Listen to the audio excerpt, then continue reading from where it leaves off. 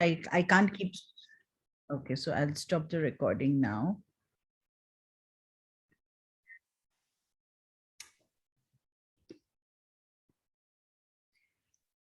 Okay, good evening, everyone. Amit, if you could just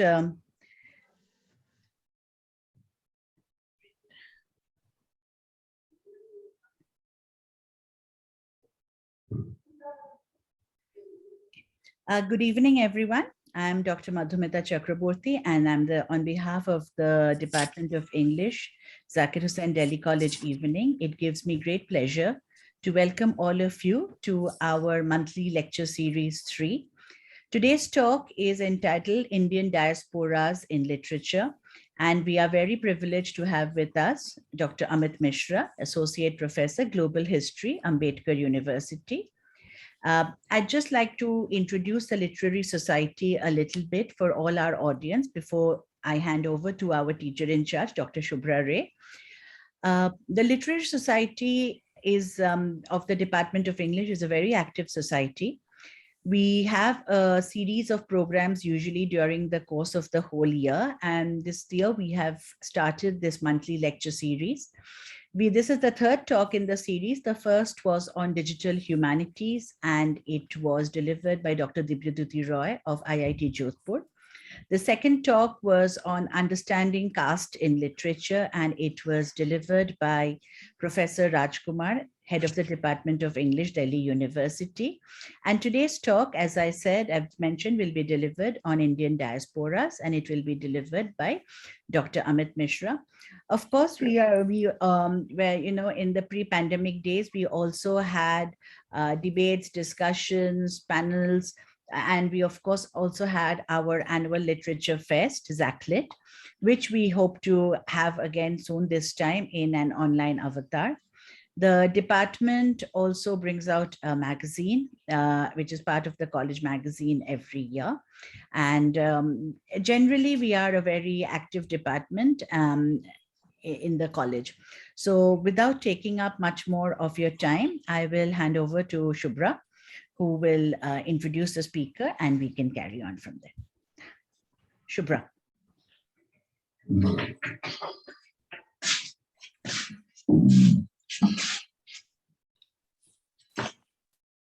Shubhra, can you hear me? I'm so sorry, I was muted. Sorry. Thank you. It gives me great pleasure to introduce Dr. Amit Kumar Mishra, who is Associate Professor of Global History at the School of Global Affairs, Ambedkar University, Delhi.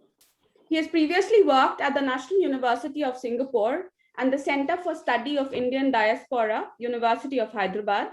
He was the recipient of the first Chancellor's Award for Excellence in Research and Teaching at the University of Hyderabad in 2013. He was an invited fellow at the Weatherhead Initiative on Global History at the University of Harvard, USA, and has also held a fellowship at Fondation Maison de Sciences de l'Homme, FMSH, Paris. He was invited to deliver the Myron Weiner Seminar at Massachusetts Institute of Technology, USA, and has delivered the keynote in an international conference organized by the University of Mauritius, Apravasi Ghat, and the UNESCO Indenture Route Project to mark the 50th anniversary of the independence of Mauritius in 2017. He was nominated by the Prime Minister of Mauritius to serve as a consultant to the Mauritius Truth and Justice Commission, and has recently been appointed as a member of the UNESCO Indentured Labor Route Project. His research and publications engage with diaspora and transnational migrations, labor mobility in the age of empire from perspectives of global labor and intellectual history, and representations of South Asian diaspora. His most recent monograph, titled Bonded Self, National Disgrace and Human Misery, Indian Nationalists and Campaign for Abolition of Indentured Labor Emigration, was brought out by the University of Mauritius Press. Could I now invite Dr. Mishra to please make his presentation? Thank you very much, very old friends, colleagues. It's a pleasure to be here. Makes me a bit nervous also because I'm selling on what is called interdisciplinarity. I'm not a student of literature, primarily a student of history, But that is what I'll be trying to also talk about, that how we need to move our, pathways in certain way to enable us to include more and more into our analytic grid. Thank you. A couple of caveats before I get into it. The one caveat is that it's primarily about Indian diasporas, as the title itself suggests. It's also about the literature, which is English literature, the Anglophone literature, what sometimes we call. There is a very substantial body of literature on Indian diaspora in Hindi, in Tamil, in French as well. And particularly the location which I go very often, and that's a core of my research, is Mauritius. Amazing Francophone literature, a very, very celebrated writer, Ananda Devi. But all this, and Abhimanyu Anant in Hindi. All this, but I'm not including for time and also for, I think, my audience, which is largely about English literature. So with that, these couple of caveats, let me come to what I would like to talk about, is that how Indian diasporas have been, articulated in the literature, that's English literature. But before that, I would like to spend a couple of minutes into kind of getting into, and that also serves as a kind of a context for my talk today. And that is about what a very noted Fijian poet and a scholar called Sudesh Mishra calls as diasporics. Studying of diaspora from certain kind of, literary, but not core literary, the way we understand in its reductionist way, but in a kind of an interdisciplinary literary way. Studying diaspora, the diasporics has gained enormous currency, particularly when we try to look at the contemporary ease of what we call the globalization, the conditions of globality, which has been so often studied from the optics of capitalism, the global capitalism, commodity, politics, etc. Arjuna Padurai long back inserts what he calls the cultural dimensions of globalization, where he calls as the cultural political economy. Political economy is important, but cultural is equally important, and we cannot ignore as much as we cannot ignore politics or the economy.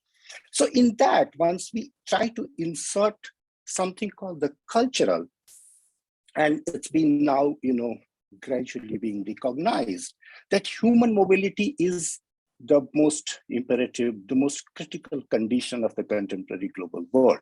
Commodities do move, but a lot of commodities do move because people move, because cultures move.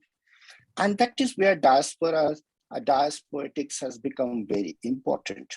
Diasporics, studying diaspora is also very important in order to kind of find that alternative grid, find that alternative pathways to study the globalization. And those pathways are basically, it comes from very sophisticated theories of, say, Paul Gilroy, Black Atlantic kind of, or, like very much like Sudesh Mishra diasporics, or there are many other, including Homi Bhabha's idea of third space. But, that what we do is that, yes, that's very, very important. But somewhere in this methodological pathway, when we are trying to take it, the experience is very important. And a lot of scholars argue that when we are talking about the poetics, when we are talking about the alternative spaces, when we are talking about the new alternative methodologies, it should not be that abstraction. And a lot of scholars, some scholars, particularly from the third world, they bring in that experience of subaltern studies. That how when we get into an excessive theorization and abstraction, then it loses its currency. It becomes irrelevant to the people about whom it intends to and it proposes to talk about. So in the diasporics, there is a careful, kind of a caution to not to include theory. It's very high, very sophisticated theory, but then of third space, or like the Atlantic, There is a new one would argue about, and it gains a lot of impetus push by this year's Nobel laureate Abdul Razak Gurna about the looking at Indian Ocean as that kind of a diasporic space. That kind of an Sorry. What happened? Okay. So, so Indian Ocean. So in this kind of a sophisticated high theory, the experiences are very important. Diaspora is also very important in theory, in experiential aspects also, because it brings us, it gives us that alternative, kind of a reading of globalization, the flattening narrative of globalization, which in certain way, in a more kind of a common way, McDonaldization of globalization. The globalization is happening, but it's not one globalization. It's not one globalization. It's not same for everyone. There are differences, there are exclusions, there are minorities, there are majorities, and all that. And Diasporics gives us that edge, gives us that tool to look at globalization, to read the globalization beyond those flattening narratives of political economy. So in that way, then what we have is the new cartography of a global world order, in which diasporas are very important contour. And reading about diasporas, then in today's talk, I would try to read diaspora in the specific case of Indian diaspora through the literature. So with that, I'll get into my main talk. How do I move to the next one? Yeah. How much time do I have? Let's say roughly. I mean, 40, 45 minutes. It's up to you. It's up to From you. now? Yeah. Okay. Yeah, sure. Yeah, from now, if I absolutely. get 45, I'm comfortable. Absolutely. Thank you. Because I'm, I understand that this is largely for the undergraduate students, but I'm trying to be a little provocative and also in certain way a little ambitious. This came, and I was, it's slightly old now, this statement by one of the very leading scholars. She herself is positioned in diaspora, called Gayatri Spivak. In a Pakistani news journalist was asking her some time back, the date says 14. That was the time when I was in the United States. It just came, and kind of we all started looking at it. We had some conversation on this also, a talk, and etc. So the journalist, by going into this very stereotypical kind of investigative, provoking, and the scholar asks her asks her about the diasporic literature, the South Asian diasporic literature. So the question is, did identity, and when we are talking about diaspora, and I'll try to underline wherever I could, about that, how the concerns of identity, and it's not just about identity, but it's, and that is where the power discourse, that is where the diaspora versus the nation kind of a binary, or the taxonomy comes into play. It's not just about identity, but it's also about identification. And identity here is not very naive. But so identity is a question which is very, very important in diasporics. So the journalist asks Spivak that, did identity become a dilemma for you? South Asian diasporic literature now dwells extensively on the angst of the migrant, of the immigrant. That is the time, Angela Merkel was talking about reviewing her multicultural policies. US was going through a very, very tough Black Lives Matter kind of a movement, etc., etc.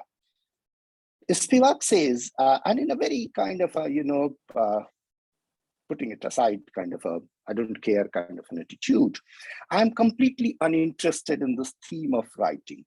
Not only uninterested, but I'm also contemptuous that this has so much current, this has such currency, it's boring. The complete narcissist focus on my immigrant problem is parochial. So this generates a lot of, kind of a concern, particularly about the people, also it generates a lot of concern in the publisher, because the diasporic literature and South Asian diasporic literature is a big commodity. So in that way, and then it comes into that. So in this backdrop, and I start with this question, and I'll try to answer this question at the end, a kind of a response to Professor Spivak's dismissal.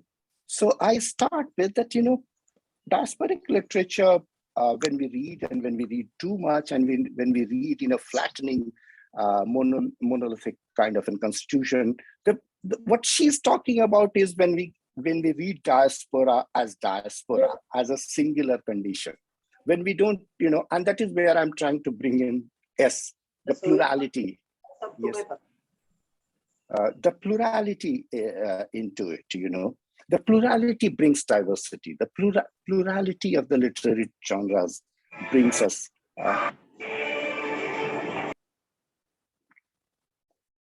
Okay. Diasporic literature, when we, in certain way, what we can look at it as a kind of performative, element, something which Paul Gilroy talks about in Black Atlantic or somewhere else, where he says that, when we are looking at diasporas, when we are trying to explore diasporas, we don't look at the politics, we don't look at the economy, their jobs, etc. But the performative elements are also very, very important. And literature helps us capture, and also it itself is a performative element. It's more like singing, it's more like performing something else. So that is where we look at the imaginative articulation, of the larger contextual occurrences, of displacement, of, basically the traversing, the journey from being to becoming, who you are to what you are becoming. And this is not a very straight journey. And this is not a very linear, this is not a very smooth journey. So all those contours, all those ups and downs, all those turns and U-turns, etc., are being expressed, are being articulated. Also, it talks about not just about the accommodation and inclusion, but more prominently about exclusion and othering, about how you are not there. You are there, but how you are still not there. So just a couple of minutes on literatures of diaspora. There is something very unique. I may be completely wrong, because I admit that I don't have that kind of a literary, what you call Sahitya Bodh. Yesterday, I was in a Hindi conference, and we were debating the differences between Itihas Bodh, the sense of history, and the sense of literature, the Sahitya Bodh. So maybe I'm not very confident about my Sahitya Bodh. But when we are reading the diasporic literature, I, as an outsider, when I read the diasporic literature, a few things come very prominently. The first, and which is very important, because it makes the diasporic literature a little different from the other literatures, like a novel. So a diasporic novel and an usual novel, and that is where the question of authenticity, it's something which we talk about diasporic literature, and it's somewhere, it's there. Nobody asks it, but if you look at it, it's always there in a very, very prominent way. And that is the question of authenticity. Like, suppose I live in Gorakhpur. I've never been to United States, and I write a piece, I write a novel about Indians negotiating, about the story of an Indian family in New Jersey. Sometimes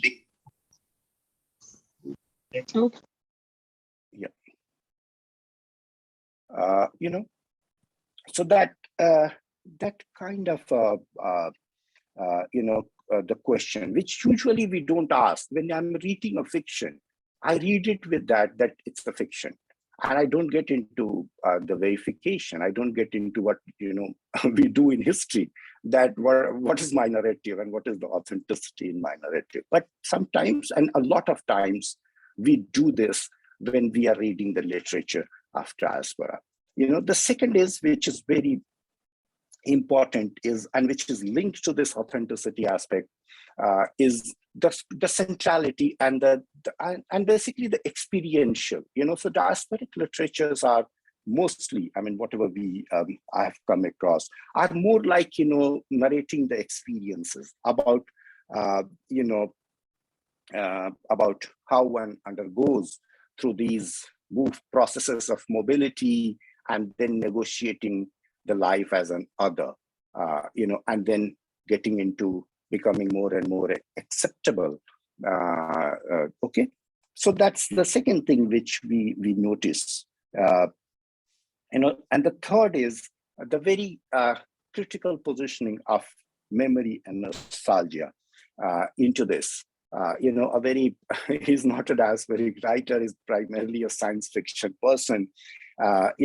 But this amazing novel called Dark Eden is about a family, which goes into remembering past, a very, very distant past, like, from the age of evolution kind of a past. And many a times, they come with that what is the purpose of this remembrance? What is the purpose of this memory, recollection of the memory? But no, it's there. It's very much part of this, and that is what you see consistently through the diasporic literature. It's about, somewhere, Naipaul called it that, these are memories which are endlessly reproduced. What we see here sometimes, by naming the places, somewhere, Gorakhpur in Trinidad, or Ganga Talab in Mauritius, so it's very much part of that search for identity and articulation of that identity. But that's based on this baggage, what we call the memory, what we call nostalgia. And that is where the importance of historicity, that is where the diasporic literature gains this historicity, gains this, experiential aspect, that it is a creative articulation, but it is not absolutely, detached from the material realities.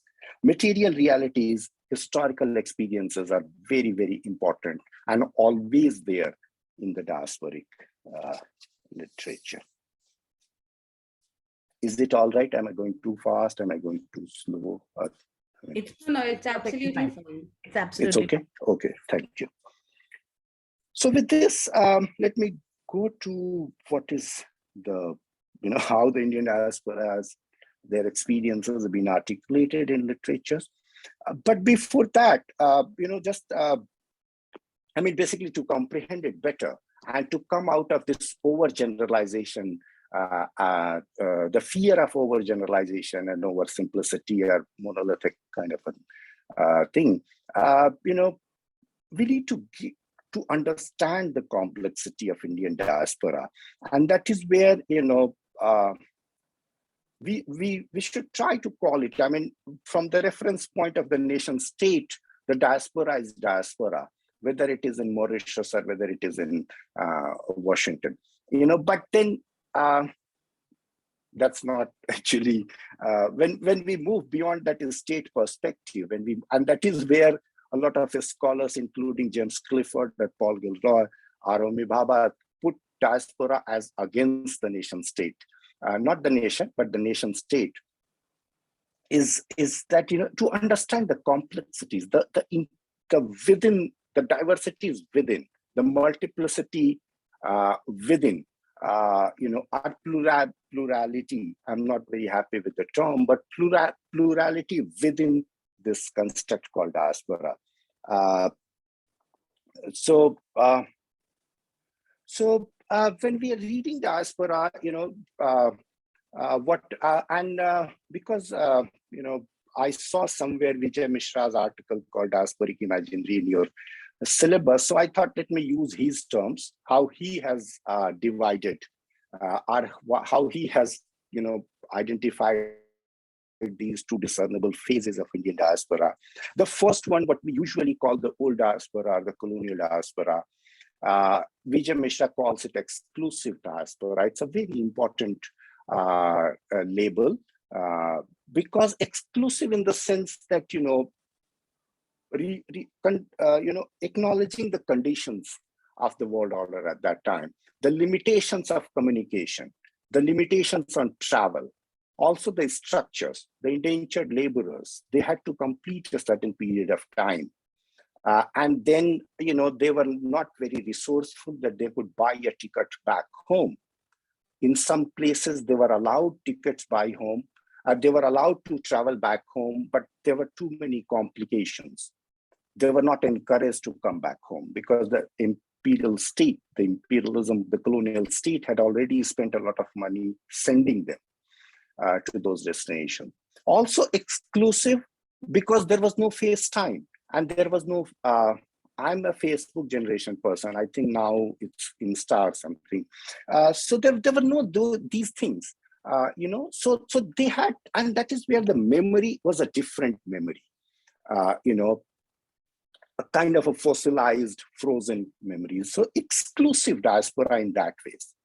Also exclusive because the way the cartography of those plantation settlements were arranged, the spatial arrangement was that they had no interaction with the other.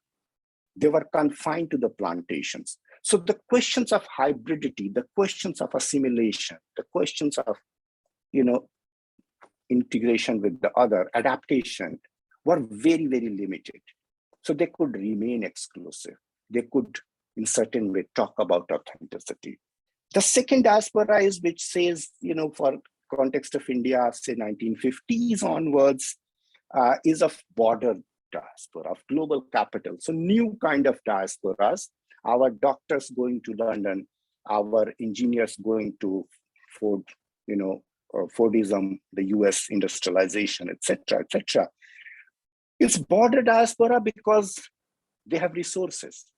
And now there are jetliners, anywhere to anywhere in the world, 22 hours, 24 hours is the maximum time that you can travel. And you have the money to travel. You have FaceTime, you have Facebook, you have Tirupati offering you online puja. So it's like living on the border. You want to be at home, you can be at home. You want to be in diaspora, you can be in diaspora. Also, it's bordering in the sense that there is more interaction with the other. There are no confines. There are no restrictions on the physical mobility. So this is how we look at diaspora. And what happens is, this diversity or this multiplicity is important in certain ways because then we can talk about different diasporic experiences. There are certain cores which remain there, like in exclusion. So as an feel thing, as an emotion, or as an kind of a psycho, whatever you could call exclusion is exclusion. But then, how do you feel the exclusion? What are the arrangements through which you are excluded or included? So that kind of a different different histories, different experiences, and therefore different literatures. So, and that is where I'm going into about the different literatures. It's English literature, but it's based on this kind of a divide, based on what we can call the base speaking of different histories. We have different literatures. Very simple category I'm using, the literature of old and the literature of the new.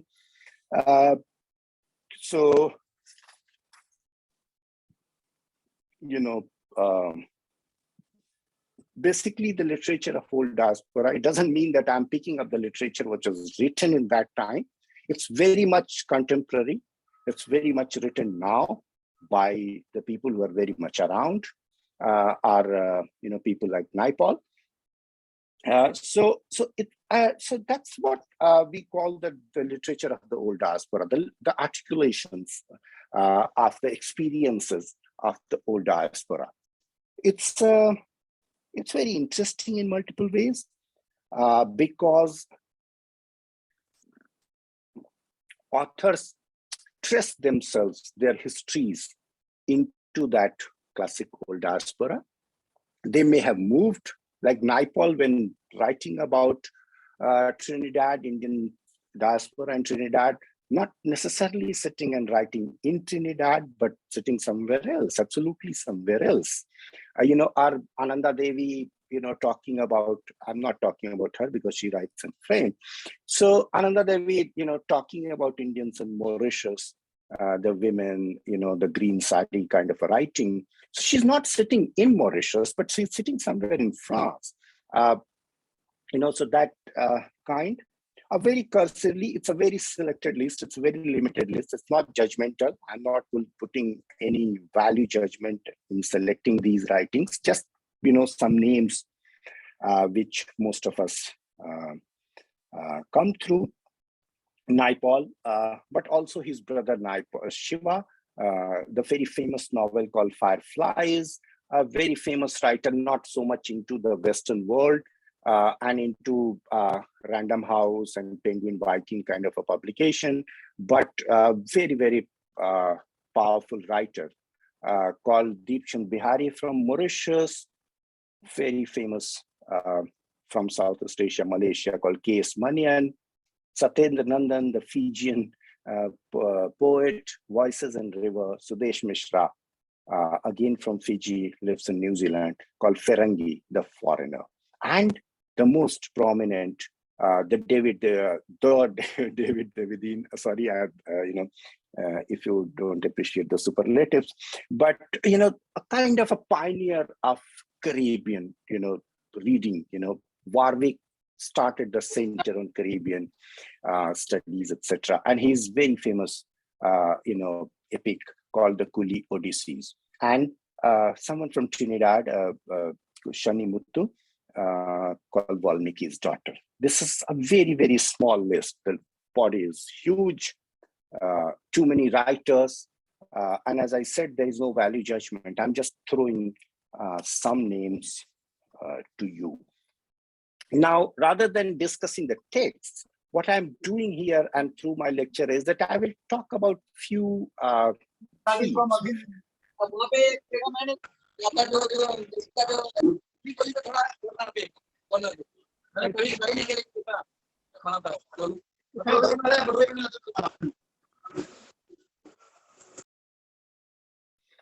Few questions, and if and there'll be some quotations here and there, but I'm talking about a broad kind of a, and that's my take or my reading is that. So let's see what we can find. A few common prominent themes in the literature of old diaspora. One is this about grand narrative, what somewhere it's being called the nation, the metaphor of the nation, kind of a thing, Frederick Jameson, the allegories of the nation kind of a narrative. So if you pick up most of these texts, they start with that, large, grand, because their experiences are into the colonialism. Their experiences are into the legacies of colonialism, what a very prominent post-colonialist scholar, Anne-Laura Stoller, calls duress, the durabilities of the empire, the imperial durabilities. So when they're writing even about their present, the past has to come. That is what makes Abdul Razak Gurna an amazing writer, because, if you read, Gurna, you see that kind of imperial duress, and durability in his writings. Particularly the most recent called Afterlives, which came into 2020. So that kind of, backdrop, that kind of legacies of colonialism, empire, the colonies, and all that comes as the context. But then they're writing into the very present. So what we see here is a kind of a transition, a transformations from the colonial to the post-colonial, the colonial imageries to the post-colonial realities. So, and in this whole process, the legacies of colonialism. So their post-colonial is a true post-colonial, which has this hyphenated colonialism in their lives. It's not about theoretical abstraction of post-colonialism. It's a lived reality of post-colonialism for them. The third thing which is there in their writings is the trauma. The very process of their departure, the very process of their mobility was very traumatic. They were separated from their families. Many of them were frauded, deceived, taken by force into the diasporic locations. Single women, families separating on different ships. They went to Calcutta, a family wanted to migrate for whatever reasons. They reached Calcutta, the Garden Ray, and then there, the husband gets into the Arcati of Mauritius and the quota of Mauritius. So husband is put on the ship which is going to Mauritius, but that ship is now full. The quota for that month or that day for Mauritius is full. So wife, sister, or brother is put on a ship which is going to Trinidad. So those kind of also stories of trauma, apart from the very general, usual trauma of fraud, deception, cheating, and the very physical separation. We are not talking about the contemporary world, where before going to United States, I know everything about United States, possibly more than the people who live there, through internet, there was something which was very popular before coming of internet called Lonely Planet. These people had no idea. So also that trauma of unexpected, that what comes to them. And once they go there, they try to objectify. They get into this nostalgia. They get into this, this memory trap, where they constantly remember what all have they lost. They have lost their Gangaji, they have lost their Shaligram, they have lost their caste, they have lost their food, all kinds of. And they try to objectify that how much have they lost, how much they have tried to retain. And then because of this particular spatial arrangement of the plantations, and also because of what you call the nostalgia and the spatial arrangement, which allowed them to remain exclusive. There was not much opportunity for them to interact with the other. There was no hybridity. There were, and we talk about it, but there is a different kind, so exclusivism. And then because their present was very bad, their present was very unfortunate. They were on the bottom of the pyramid. They were placed in the slave huts. They were exploited. They were beaten up. Their self-respect was hurt. I mean, there was no question of thinking of or talking about the human dignity and self-respect. So in that kind of a situation, how do you sustain yourself? You sustain yourself by getting into the memory, by getting into those mythical narratives, by getting into those narratives of the past. So you talk about Ramayana, you talk about India being very prosperous country, and materially you cannot sustain because you know that you come from a poor country and you come because you were extremely poor. It's a push factor. So you talk about a past, a glorious past, which is, and you talk about intangible glories like culture, like, great civilizational values. You talk about your food is being very great civilizational asset, etc., etc. And in that, you try to vilify the other. Others are Shudras, others are Asur for you, others are, you see, there is a background to it. Actually, the biopolitics of colonialism was that Indians were not even considered as human beings. I study that period of Indian diaspora, the Indian Girmitias, ample literature which says that these people are heathens. They need to be dealt with hard hand. They need to be beaten up because they are slothful, they are lazy, they have no civilization. When Indian women were being subjected to all kinds of violence, they were justified that they have no civilizational values. Mauritius, as late as 1880s, and Indians started going there in 1834. That's legal. Even before that, there were Indians going to Mauritius. Till 1880s, the Indian marriages were not legally approved in Mauritius.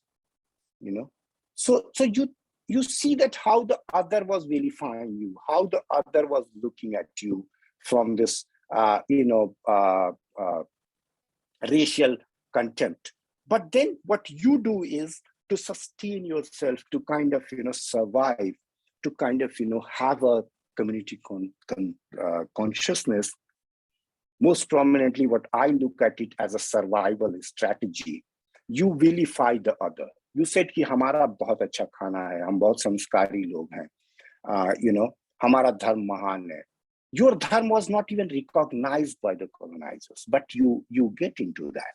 So what you see here is a circle kind of a thing, where you start with trauma, you start with memory, trauma, then, but also there was promise, and the promise was accomplished also. A lot of Indians who went to these colonies naked could become prime minister. You can say that's exception. That's not an exception. They could become lawyers, they could become doctors, etc., etc. So there were accomplishments also. But then, like everything else, there was very depressing disillusionment with their situation. My friends from Mauritius would not realize this, but if I go to Fiji, if you go to Trinidad, if you go to to Malaysia, you see what disillusionment means. Bhumiputra, after Bhumiputra in Malaysia, the Indian Tamil population, I'm not talking about Chettiars, who own the Petronas Towers. I'm talking about the indentured, the labor diaspora. They have remained labor. They want to send their children to schools, but schools are reserved for the Bhumiputras, son of the soil, native Malaysians. So even after 200 years of placing, you cannot become native. You cannot become son of the soil. So that's where the disillusionment is. That's where this very experiential disillusionment comes into this literature. Let me read, very, very quickly, one or two. Basically, how they see promise. They did talk about past loss. They did talk about trauma, but they also talk about the promise. This is a quotation from Sudesh Mishra, and read it. I don't have to explain the metaphors to you. You all are, from literature. You appreciate metaphors more than me. And India slipped through my fingers like silk. And many other things were lost during that nautical passage. Family, caste, religions. Yet many things were also found. Chamars found Brahmins, Muslims found Hindus, Biharis found Marathis. So at the end of the voyage, we were a nation of Jahaji Bhais. We were Indian diaspora. We were, this brotherhood, the idea of brotherhood, this metaphor of brotherhood is very prominent. Even today, Fiji, Mauritius, etc., the Jahaji Bhan, Jahaji Bhai is very, very much there. They do connect to each other like brothers and sisters. The loss here is silk. The silk, which is very, very valuable, particularly the class of people we are talking about, the laborers, but then it's also something which slips through very easily. It's not something you can hold for very long, or, to hold silk, you really need to hold it. So that's the kind of loss which is we are talking about here. Sudesh Mishra talking about a new opportunity, because many a times these people left their villages from the countryside because of caste discrimination, because of, unevenness of social order. So when they went there, and on the ship itself, where they all had to eat together, etc., then, they had no other choice. They had this community sense. They became a community, breaking all those stereotypes, breaking all those divides, all those hierarchies, So there is a new kind of a vibrancy, opportunity, and the celebration that, yes, now we have this very, new kind of an order. Amazing aspiration. These people were amazing kind of, personalities. The way they struggled, the way they sustained, the way they survived those atrocities were amazing. I mean, look at it, they went to Mauritius without anything, and by 1880s, 2/3 of the sugar plantation in Mauritius was cultivated by Indians. By 1930s, they were the most prominent people. In 1968, Ram Ghulam became prime minister. So there is something very extraordinary in this, and that is what this Mohit Prasad, he's Fijian. There is a lot of, there's a lot of, unfortunate experience with them. He writes in a poem, "I caress an empty thought as I clean out a brass plate of thin dal and broken rice bits." That was their reality. That was their present. But the future was, I'm carrying a mango seed. That's their past. That's their heritage, memory, and the kind of what you call the cultural baggage. I'm carrying a mango seed to plant at the end of the voyage. Can you see something more optimistic than this? When you plant a mango seed, it's nothing, it's insignificant. But when you plant it, it becomes a mango tree. So when you go to a new location, you are insignificant. Your culture is insignificant. Your presence is insignificant. But through your, optimism, through your struggles, through your actions, you turn it into a mango orchard. You turn it into your own. You turn it into your, place. That's it. You belong to. Again, there is about the accomplishments, but because it's again coming from Satyendra Nandan, Fijian poet, there is a kind of an abstraction into it.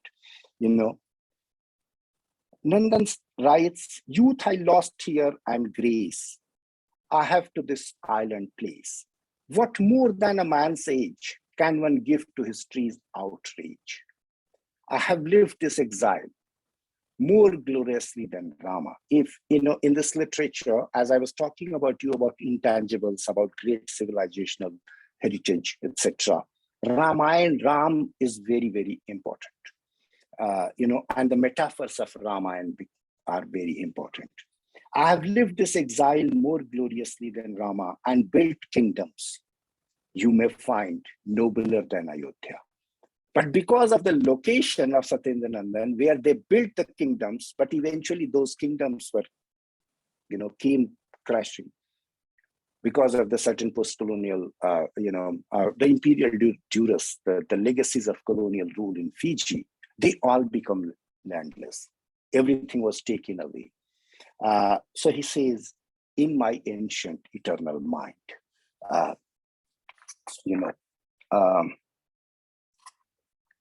finally, about what we call the disillusionment. Manian in Return, his very famous novel called Return, he has decided when he became aware of his budding consciousness not to be influenced by other people's memories and nostalgia. He clawed at familiarity, but he only floated, set adrift by this new uncertainty towards an unfamiliar landfall. And in Caribbean, if you are familiar with if you go and look at the history, they were massive when the decolonization started in most of these places. It's South Africa, Trinidad, many of these places, massive anti-Indian riots happened. Massive violence, killing, attack of Indian property, damage of Indian property, destruction, etc. So Davidine in Kulli Odyssey writes, and riverboat packed with crying and dead, like old days, came back of lash and chain. Someone from Fiji, again, I'm going back, Raymond Pillai, he's written in Hindi, so I'm not including it. He wrote a novel called Adhura Sapna, and that's in Hindi, but that's a very, very powerful writing. The very name suggests that they came with mango seed and making into mango orchard, and they were promised to have the gold. That was one of the promises which were made to the intending immigrants in the countryside. But they were unaccomplished. They were shattered. 60s and 70s were full with anti-Indian violence, very, very bad violence. Particularly the women were the most sufferers.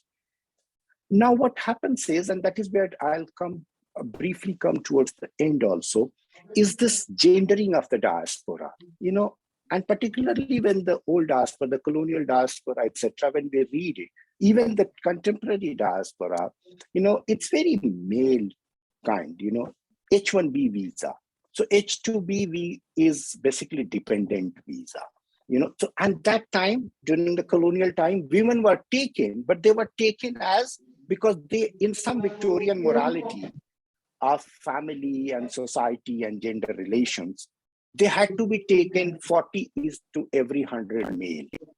But they were not part of this grand labor regime, which was on the able-bodied Indian male to sustain and to survive through the, through the tough plantation regime.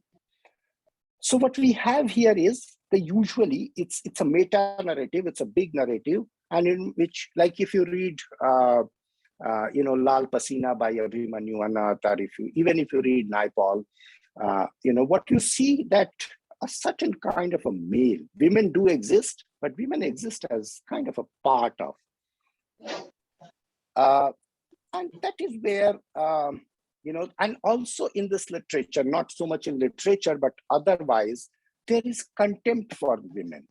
If you read the report of Indian nationalists about Indian women in diaspora at that time, including Sarojini Naidu, who herself was a female, they talk about the immorality of the Indian women.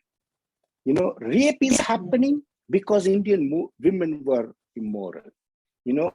Wife jealousy, murder, crime is happening on the plantation because Indian women, the virtue. There is a book, and actually this is the term which was used by C.F. Andrews, and then a very famous Chicago anthropologist, John Kelly, has written a very, very good, powerful book called The Politics of Virtue. So virtue was something which kept coming in this debate.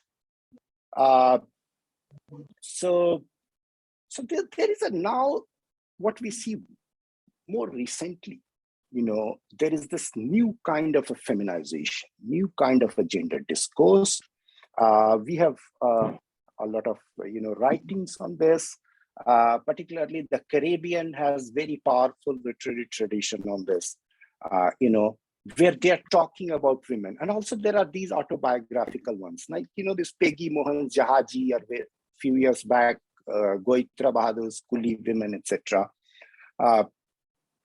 So there is a kind of a new assertion or self-reflection, which is autonomous self-reflection, about the women. Women, I call it, and actually it's coming from one of the writings by, I think, in the Mehta or somewhere else, Ellison Klein, about the women negotiating Kalapani. Kalapani was this Indian Ocean which they had to cross. So women negotiating and independent of, autonomous negotiation. A couple of poets, Mahadai Das, she's no longer, she died at very young age. But a very powerful writer. She was not a poet by a literary person by profession. She was an anthropologist studying at Chicago. She died untimely. And then a poet, again a female, called Leelavati Manu Rahman Singh. She's an engineer by training. She lives in Trinidad, works for government. Just two very small quotations. Mahadai Das, who was more, in the feminist grid, triumphant from, they came into ship, is her a very, very famous poem. It's from there. Triumphant from dark days of starvation, I rise from the grave, blood thin, body weak, will too exhausted to claim glory of my victories. But there is a kind of an attempt to claim the glory. Much more into Leelavati. My words on this battlefield, I write with this gun. I fight for my freedom with this pen. So that's the kind of a new thing which is coming up. And another more new, much recent, which I've already talked about, and which is very much linked to this experiential, part of this genre, is it's certain kind of a memoirs. What you see here by, she lives in Delhi. Many of you must be knowing her. She's a very famous linguist by training, a PhD in linguistics from Chicago, but teaches in Vasant Valley School. She's a music teacher, called Peggy Mohan, and her famous novel about her great-granddaughter called Didda.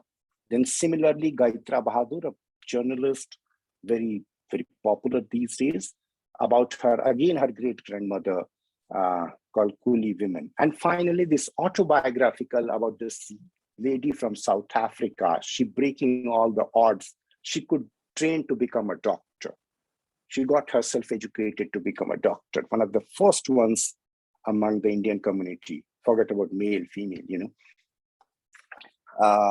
So when we look at some of these, but I'm trying to wrap up this part.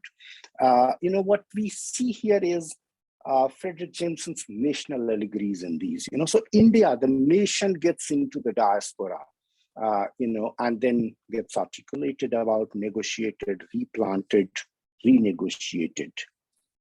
What we also see here, and that's where it can take us back to the studying diaspora, some of the core issues, critical issues of diaspora, and that is one about identity, about hybridity, assimilation, accommodation. So the literature of old diaspora somewhere, because of their spatial arrangement and this idea of exclusive, It refutes contamination. It doesn't talk about assimilation, It doesn't talk about the possibility of hybridity. Characters marry in Indian, if someone marries outside, it's with certain contempt, So the entire negotiation is reimagined through the concepts of purity. I'm using the word reimagined because in the very initial phase, there was enormous hybridity, And finally, what you have is this infinitely reproducible spaces, which Naipaul calls, by replicating the lost spaces of the homeland, like Gorakhpur in Trinidad. और गांव का नाम, Mauritius आप जाइए, वहां आपको मतलब गाजीपुर भी मिलेगा, सब कुछ, और गंगा तालाब, the very famous Ganga Talab in Mauritius, So here, imagination in the literature of the old diaspora, imagination is something which is very much there. So in the literature of old diaspora, the imagination, because we are talking about articulation, literature, the imagination is more about imaginaire, something which comes from the French cultural theory here, where it's a kind of a state of mind. You are no longer in India, but you create an India for yourself. You are trying to kind of, create a self-contained world for yourself. You imagine into. So that's very much like, very much like more into the French cultural theory of imagination and imaginary. And then I go into the literature of the post-colonial. But before that, let me insert something which is being often studied as the part of the post-colonial diasporic literature, the genre, but it's different. The sensibilities are different. The experiences are different. And because experiential aspect is important, I would like to, and there are many scholars, it's not so much of my innovative idea, but there is an argument to study them outside that, the literature of the new diaspora. And that is what is called the literature of the twice displaced. It could be multiple displaced also, but literature of the more than one displacement. Those, you are familiar with the Indian diasporic mobilities. And in 1960s, as I was talking about the post-colonial, the decolonization process, many of the places Indians were asked to leave again. They were there for hundreds of years. They were doing very well. Like if you go to East Africa, the governor of Zanzibar lives in a palace which belonged to a Gujarati businessman. If you go through Tanzania, Gurna's place, Gurna is from Zanzibar, which is part of political Tanzania. You will, when I went there, I was deeply shocked because any prominent building, you see, actually it belonged to an Indian. Because East Africa, Indian diaspora was very affluent. There were very few laborers. Most of these were pre-colonial, pre-British colonial, the Indian Ocean trading networks. But then 1960s, and in countries like Idi Amin's Uganda, the very famous movie, the first movie made by Meera Nair,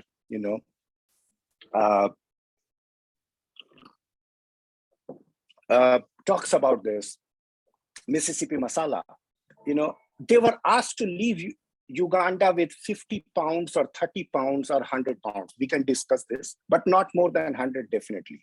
So, entire city belongs to you. You are the richest merchant in the city. You have the biggest house and the largest fleet of cars, and you are asked to leave overnight. 30 days were all which Indian diaspora got into Uganda to leave. And then they had to go to Canada, they had to go to US, this very, tragic thing. So you move from your homeland, the motherland, you get into a diasporic location, you settle down, you earn for yourself, you feel accomplished, and then one fine day, you are back to zero. You are asked to leave again. And then you have a new search. And that is where, Vasanji, I think in your syllabus, there's another text which is there. I think the in-between world of Vikram Lal, but Yeah. that's also very powerful writing. I am picking up here because of this very metaphoric title, The No New Land, and because for them, they had this, very strange kind of uncertainty in their life. They would never feel, and that is what, if you read the interviews of Vasanji when he's in Canada, member of parliament, to lawyer, to all these people are these motel, big hoteliers in United States. They said, "Ha, theek hai, but how long? We don't know." That kind of apprehension, uncertainty, and which is being marked by their, multiple dislocation. The trauma for them is not one, the trauma for them is multiple. And that is where you have these, unfixed self. What we have is multiple identities. And also the incomplete search. They never have this idea of belonging,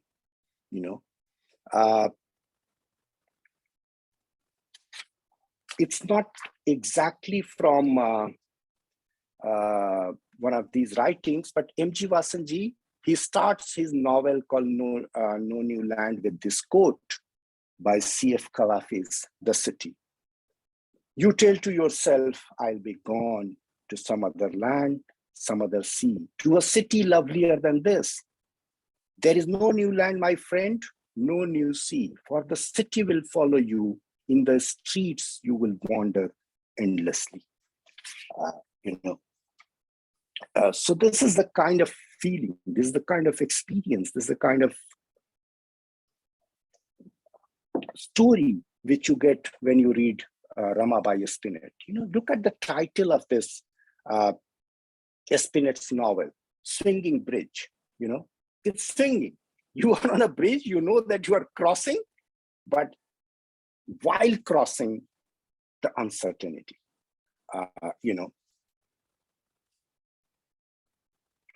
With to the final part of the talk, and that is about the literature of new diaspora.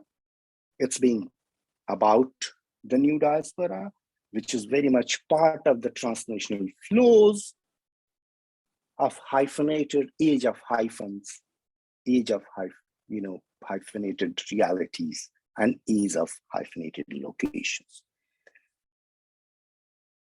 What we have here is something which is being celebrated as a high literary culture.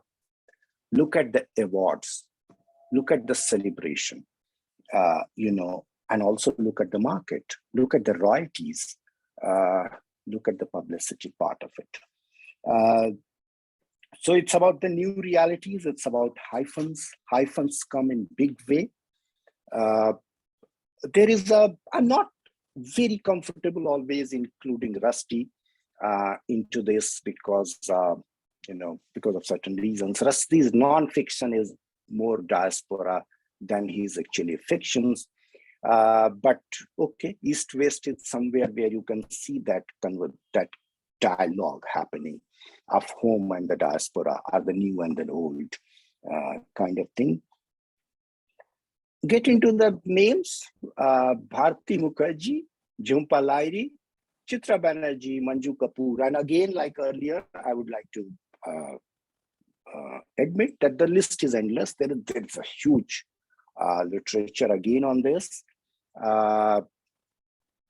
And I've mentioned, in other words, by Jhumpa Lahiri, for certain specific region, there is a new kind of a experiential thing. What it feels to be other. Lahiri says that when I'm writing in English, I don't feel like I'm writing in another language, the othering, the diaspora. So she's very comfortable writing in English. For a lot of us, not for me, I'm from a municipal school, so English came in my life much later.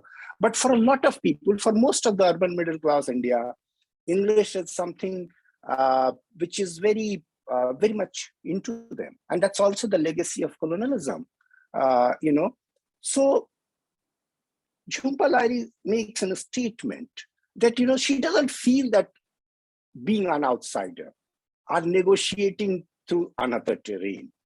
So she gets into Italian. So she learns Italian and she writes in Italian to get that experience of how does it feel to communicate in a language which is not your language.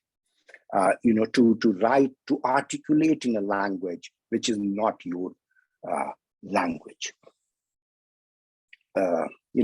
Also, when we are looking at the the new diaspora, often we are caught into Mukherjees and Lahiris and Rusty and the new one, and that is where, if you go back and read Spivak's statement, then you get into, you feel a little bit that I think there is a bit of truth into what Spivak was arguing or what Spivak was judging. But let's bring the diversity. Indian diaspora in 1950s onwards is not only about diasporas going to UK and US and North America and the Western world, but neighboring countries, Gulf. And our people from now UP has taken over, but it was Kerala sending highest number of people, laborers, semi-skilled plumbers, nurses to Dubai, to Saudi Arabia, to Emirates, So there is a literature now. In Malayalam, I'm not competent enough, but I supervised a PhD thesis in Hyderabad where my student wrote on Malayali literature about the Gulf, and it was a terrific, thesis. But I'm talking about what we all can see, the English, Benjamin, good days.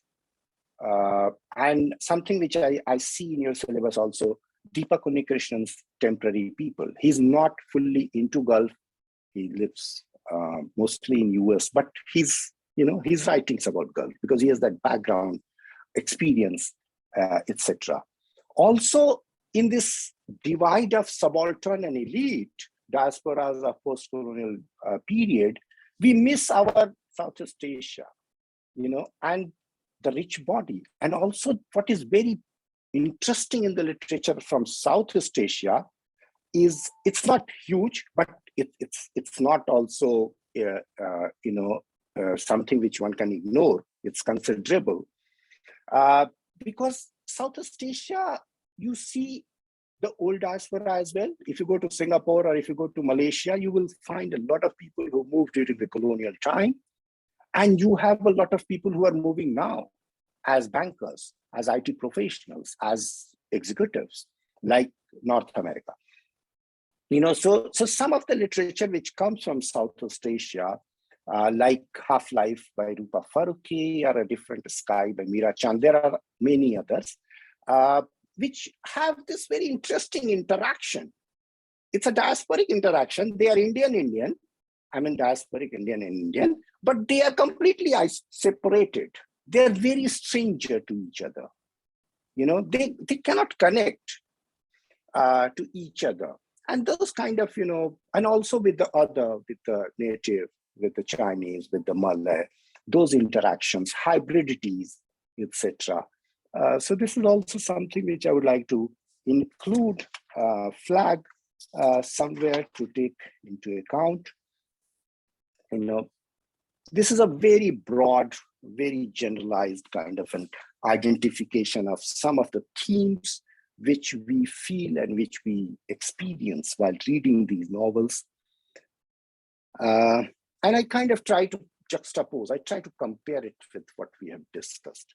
So from that national allegories, that grand narrative, large historical plots, what we see in the literature of New Diaspora is more about ordinariness, is more about everyday life. It's more about how do you learn to drive a car and how do you wash your clothes in the washing machine. That kind of, that ordinariness is very much there. It's more of one. The nation is there are the larger negotiations, but about the second is, which is very important here is, and again, which is very into contrast to the earlier, is the new exploration of hybridity. You talk about inclusion, accommodation. You talk about including in yourself. The cultural production in this literature of New Diaspora is more of creolization, is more of mutual influences, is more of, acceptance, is more of changing yourself. Also, these locations are multi-diasporic locations. When you are in the United States, you also negotiate with the Chinese and negotiate with the Mexican, and you negotiate with the Black. Black not in the politically incorrect sense, Black in that negritude, self-pride sense, okay? So what you see here is also the home here is not an imaginary and a fossilized home. The home here is a kind of a real image of home. Prime Minister is there. You are back home. There is cyber network, internet, so home is there. It is not into the image of your grandfather. I encounter this home but I meet some people in, say, South Africa and Mauritius. And when they hear about the number of airports we have, are the kind of cars our people drive, not I drive, but, certainly there are people in India who drive BMWs. So they say, really? And when they hear that it's very exotic to find a bullock cart in India, they get that bit of surprise, when they come. And I'm not talking about an affluent diasporic person. I'm talking about someone who's largely lived there.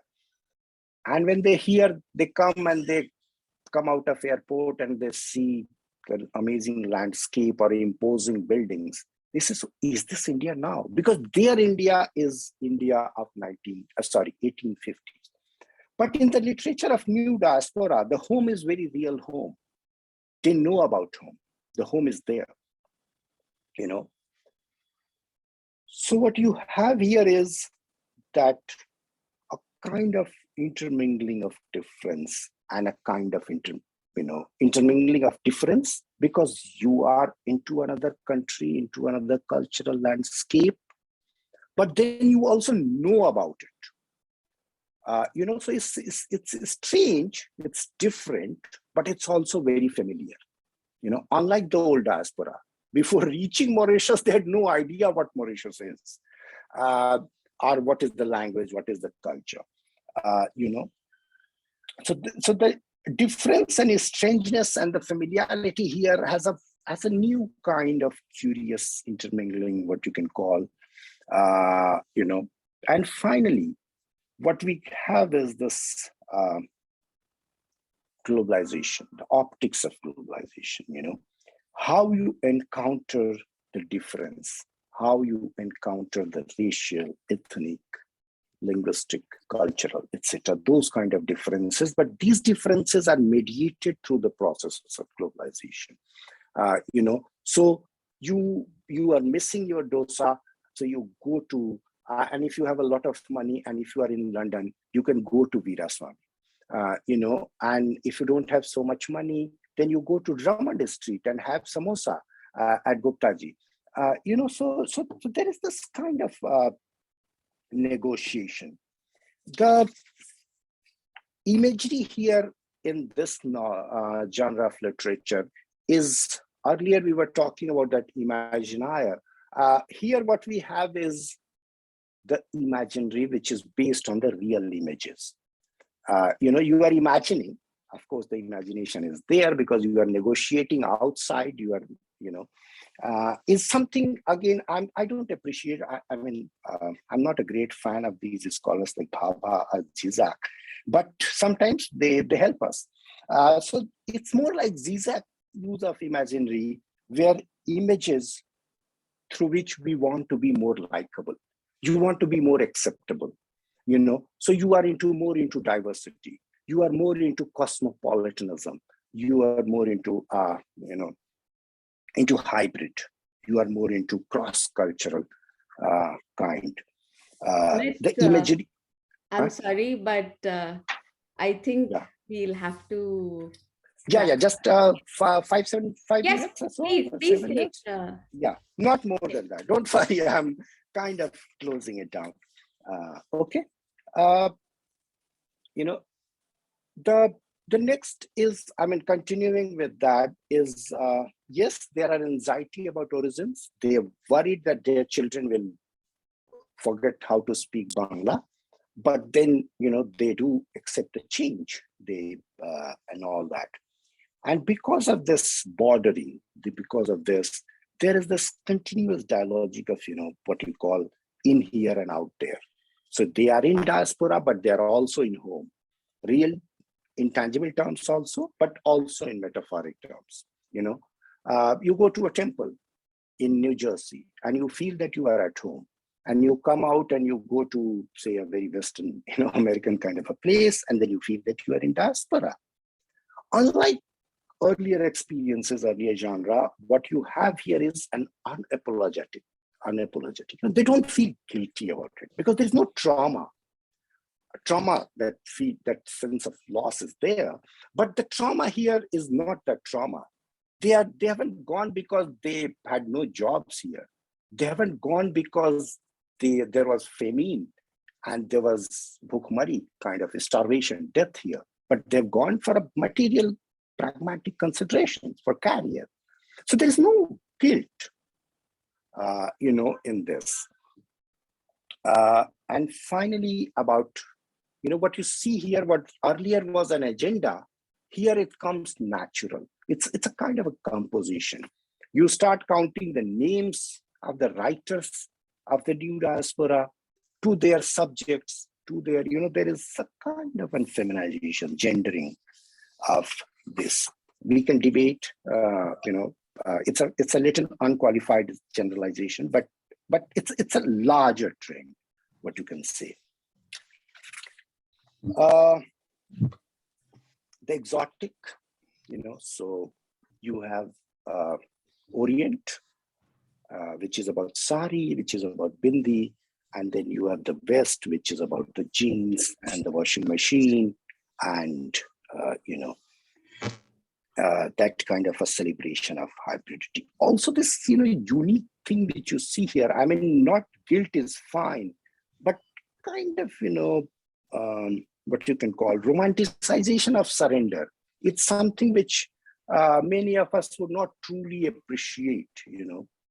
Migrant doesn't surrender, actually. Migrants, diaspora is one of the most vibrant, strong human, has the most of the human agency,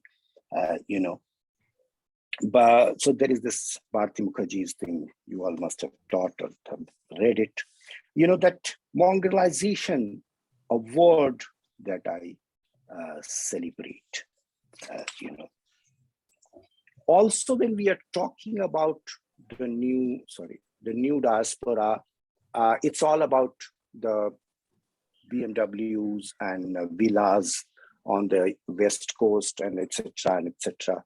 But then not everyone is like that. And then, somewhere this gets acknowledged. And I have two quotations. I'll skip the Bharti Mukherjee. I'll kind of, I'm tempted to read. I'm running out of time, but still. Deepak Krishnan, he starts it.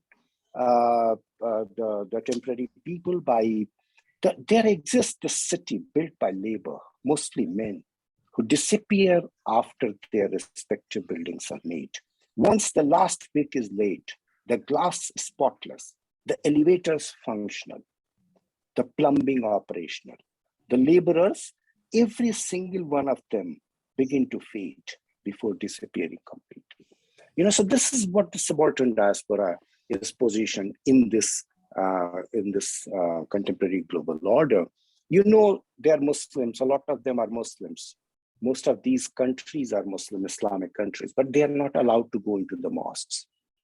That kind of an isolation. Okay.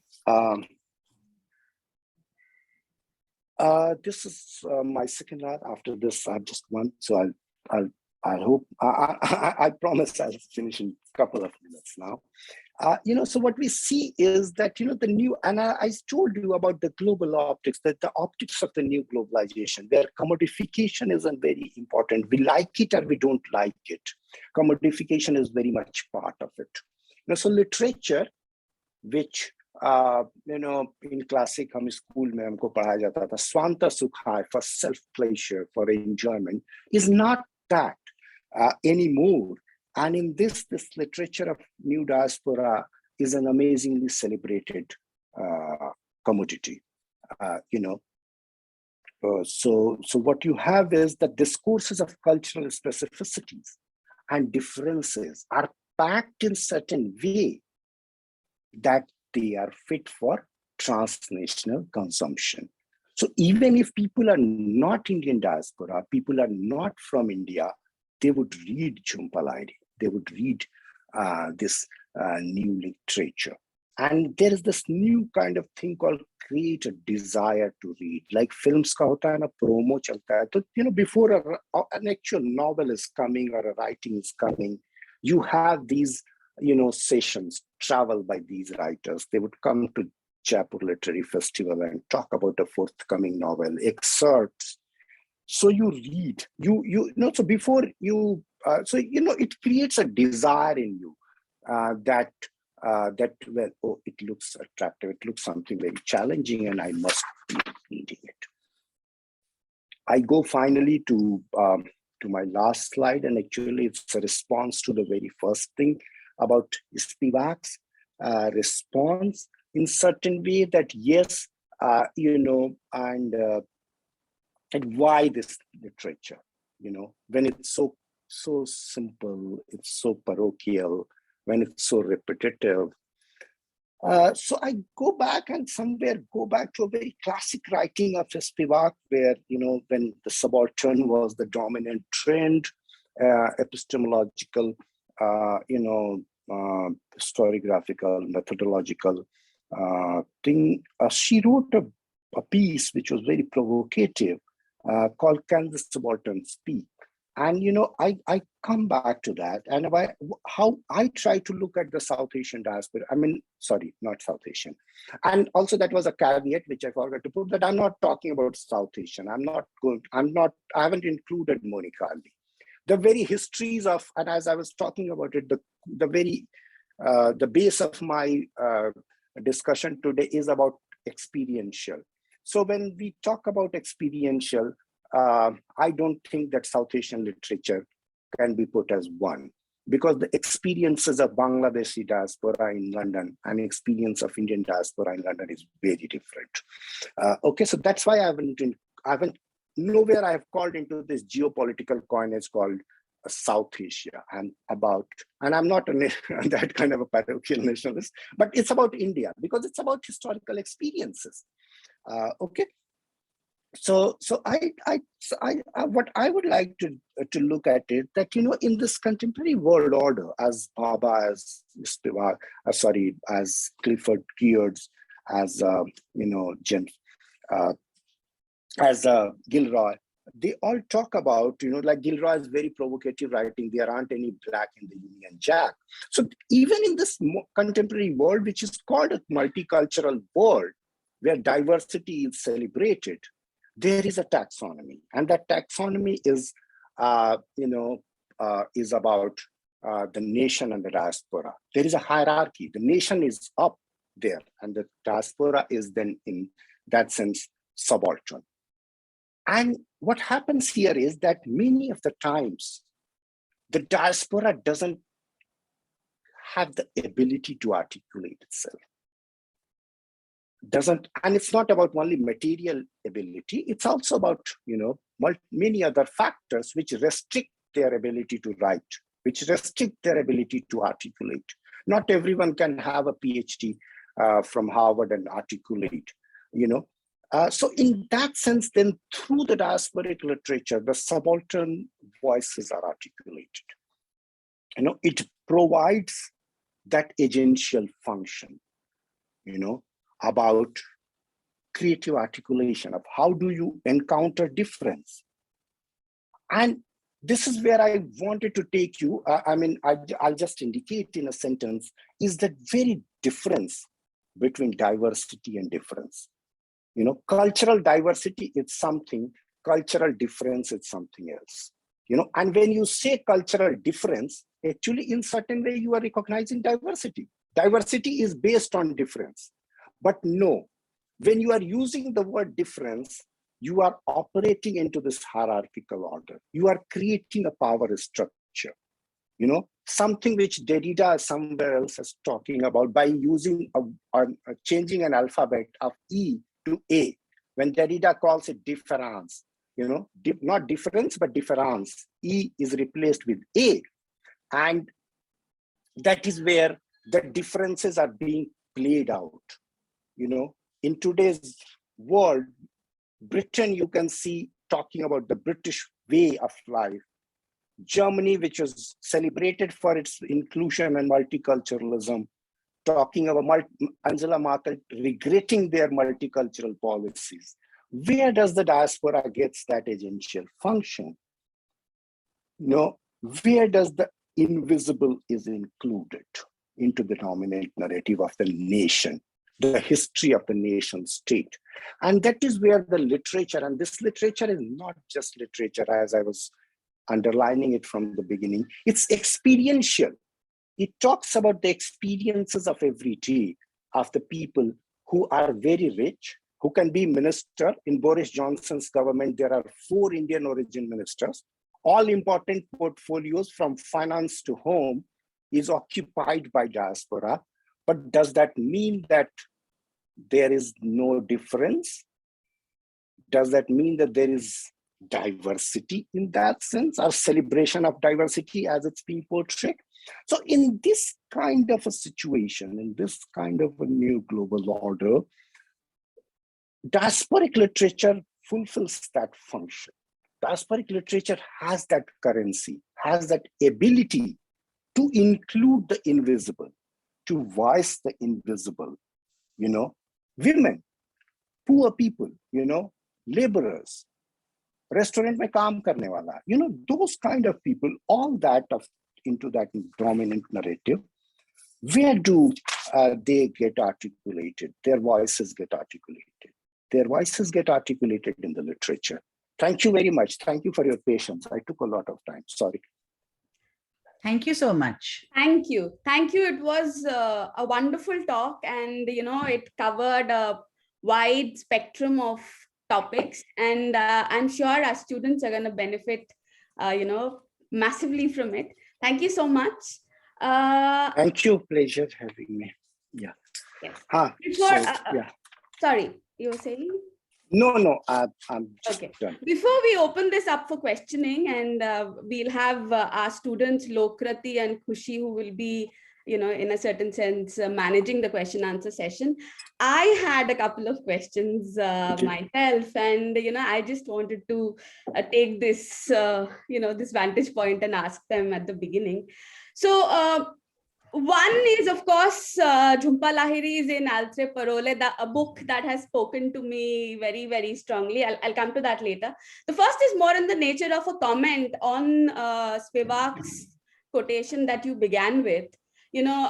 Of course, as you pointed out, and as is evident from the kind of research and the kind of interest that is there in diasporic literature does not need to prove its raison d'etre, in response to Spivak's comment. I think contempt is obviously a very strong word, but when she says that diasporic literature does not interest her, I think it's coming from a very personal experience of being asked about her immigrant experience. Because when she migrated to the United States in the 1960s, she's spoken about it a number of times. As far as the academic milieu was concerned, she did not feel out of place at all. She felt very much at home. And I think here, this is something that you've also spoken about, the plurality of diasporic experiences. It's not the same for the refugee or the expatriate or for the Girmitia. And the necessity of constructing an imaginary past because your present is so problematic probably does not exist for the expatriates, which I think is the position from where Spivak's Spivak's comment is coming. But this is more in the nature of a comment. Altre Parole spoke to me because I am a person who's been trying to learn French for a very long time. And what I find fascinating about in Altre Parole is she talks about existing in linguistic exile. If you remember the chapter on l'exilio, l'exile, she talks about the fact that she was in exile while she was speaking Bengali, because Bengali is a foreign language and she's no authority on Bengali. She cannot write Bengali.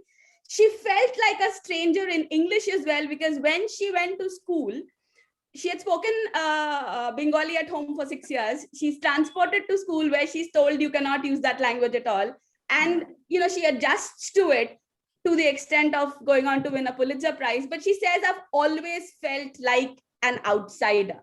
And it's only in Italian, which has no connection whatsoever. But she says, my relationship with the language happens in exile.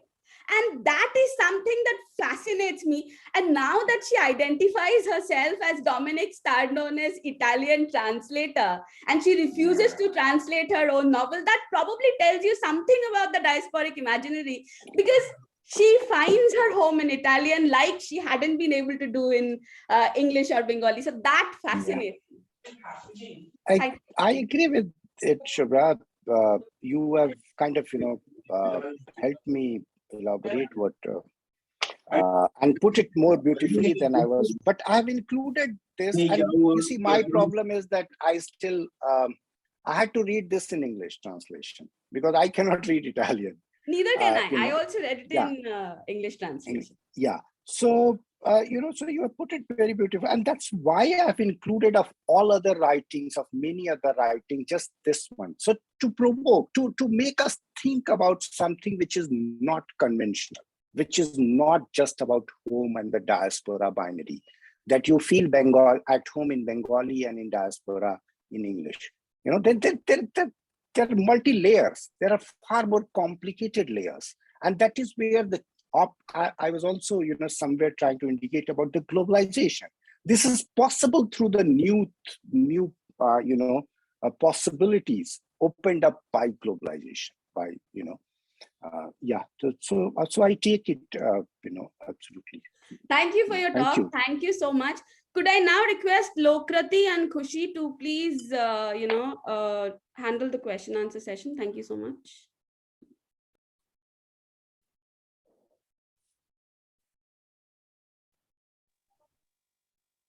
Good evening, everyone.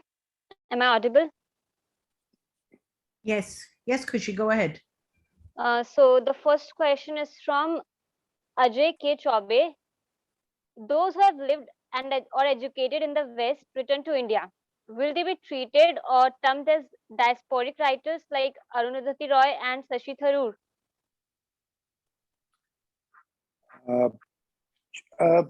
Ajay, is that all? I mean, can I come back? Yes, it's that all. Can I repeat the question? No, I've got it more or less. You see, the way I think maybe I'm student of history, or maybe my reading is incomplete or problematic. But the way I read diasporic literature, for me, Shashi Tharoor is not really a diasporic literature writer per se,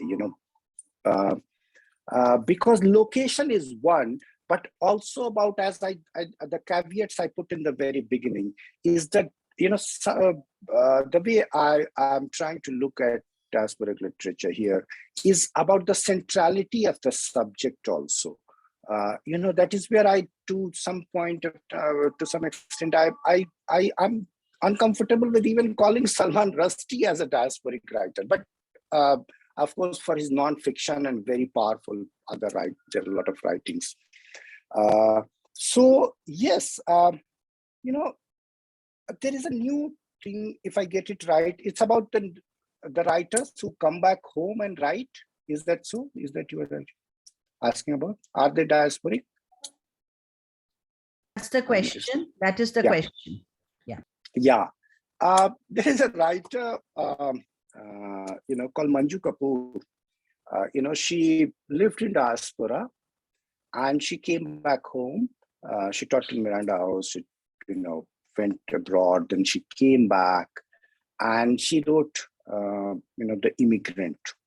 So in that sense, then Manju Kapoor's location is not diaspora, but her experiences are diasporic. She has lived in diaspora, and what she has written is about diaspora. So in that sense, yes, she is diasporic. I don't know. Maybe I don't know if I've handled it, but I maybe I don't know. Nino, do you have a question? Because no, okay, I think her video just got. The talk itself was so elaborate and so lucid. There are not too many questions here. If anybody here who would like to ask the question themselves, they are most welcome to do so. Else we can just move to the vote of thanks. Shubhra.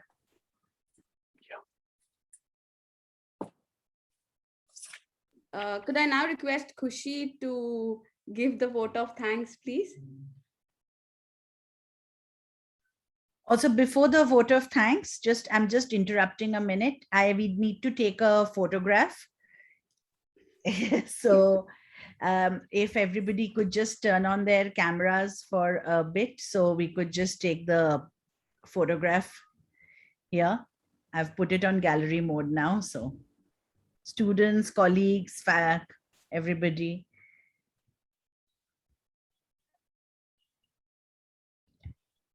Students, Hemlina, Moksha, Hari. Right. Okay. Ready? Okay, ready? Okay, I need to turn my video on. Okay, ready? 1, 2.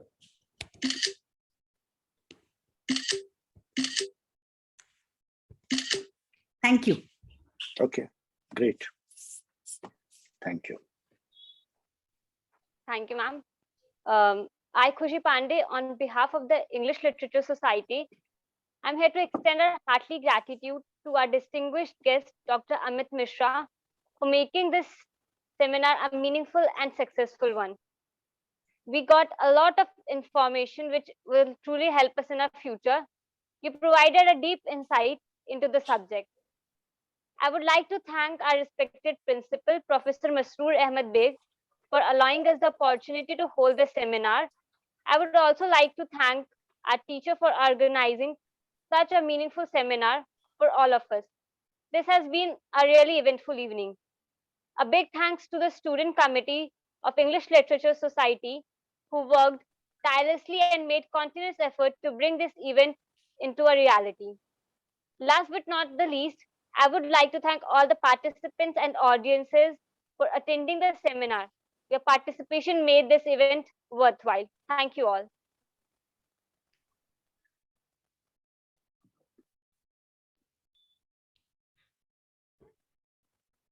Madhumita Di. Yeah, thank you, Khushi. And on behalf of myself, Shubhra, both of us, she's taken this initiative this year as the teacher in charge to organize these monthly seminars. So, thank you once again, Amit. And we hope to meet again, when hopefully not in the virtual world, but perhaps in the college auditorium or the seminar room, which are much more familiar spaces and much more comfortable spaces, I think, for all of us, even after these 1.5 years of blank screens and Zoom screens. Thank you so much, Amit. Thank you all. Once again. Yeah, thank you for having me here. And I hope I kind of, it was worth 2 hours, whatever time we spent here. Absolutely. Absolutely. Yeah, thank you very much. Absolutely. Thank you very much. Thank you. Pleasure. Okay, so I